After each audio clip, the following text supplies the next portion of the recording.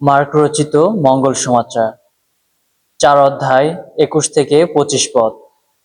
যিশুর ইচ্ছা তার সত্যের আলো সকলের সামনে বিকীর্ণ হোক। যিশু একদিন তার শিষ্যদের বললেন, ধামার নিচে বা খাটের তলায় রাখবার জন্যেই কি বাতিঘর আনা হয়? তা কি বাতিদানে রাখবার জন্যে ঘরে আনা হয় না? আসলে লুকোনো এমন কিছুই নেই যা একদিন বেরিয়ে পড়বার নয়। গোপন করে রাখা এমন কিছুই নেই যা একদিন আলোয় বেরিয়ে আসবার নয়।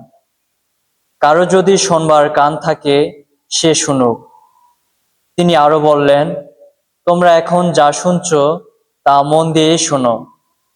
তোমরা নিজেরা যে মাপে মেপে দিচ্ছ তোমাদেরও ঠিক সেই মাপেই তা মেপে দেওয়া হবে, এমনকি আরো বেশি দেওয়া হবে।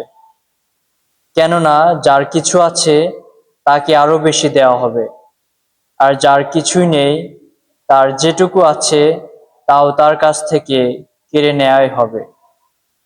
এ হলো প্রভুর বাণী। প্রভুর জয় হোক।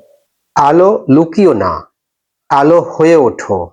সম্মানিত সুধী, আমরা এই সময় যে বাণী শুনলাম সেই বাণীর উপরে কিছু অনুধ্যান করছি। আজকের বাণী ছিল মার্ক লিখিত মঙ্গল সমাচার ৪ অধ্যায় ২১ থেকে ২৫ পদ পর্যন্ত।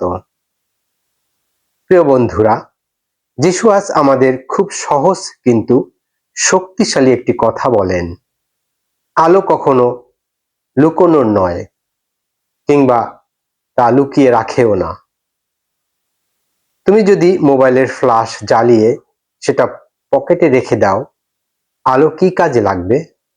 না, আলো জ্বালানো হয় অন্ধকার দূর করার জন্য।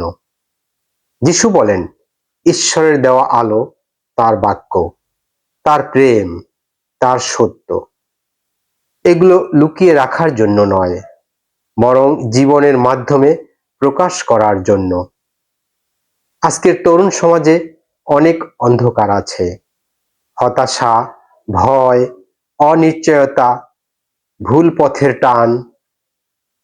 এই অন্ধকারের মাঝে ঈশ্বর তোমাকেই একটি ছোট আলো হিসেবে ব্যবহার করতে চান। যিশু আরো বলেন, যেভাবে তুমি গ্রহণ করো সেভাবেই তুমি আরো পাবে। তুমি যদি মন দিয়ে ঈশ্বরের বাক্য শোনো এবং তা মেনে চলার চেষ্টা করো, তাহলে ঈশ্বর তোমার জীবনকে আরো শক্তিশালী করবেন। আজ নিজেকে প্রশ্ন করো, আমি কি শুধু শুনছি, নাকি জীবনেও তা বাঁচাচ্ছি? আমি কি আলো লুকিয়ে রাখছি, নাকি আলো ছড়াচ্ছি? চলো আমরা প্রার্থনা করি। হে প্রভু, আমাদের জীবনকে এমন ভাবে ব্যবহার করো যেন আমরা এই পৃথিবীতে তোমার আলোর বাহক হতে পারি। প্রভুর নামে আমেন।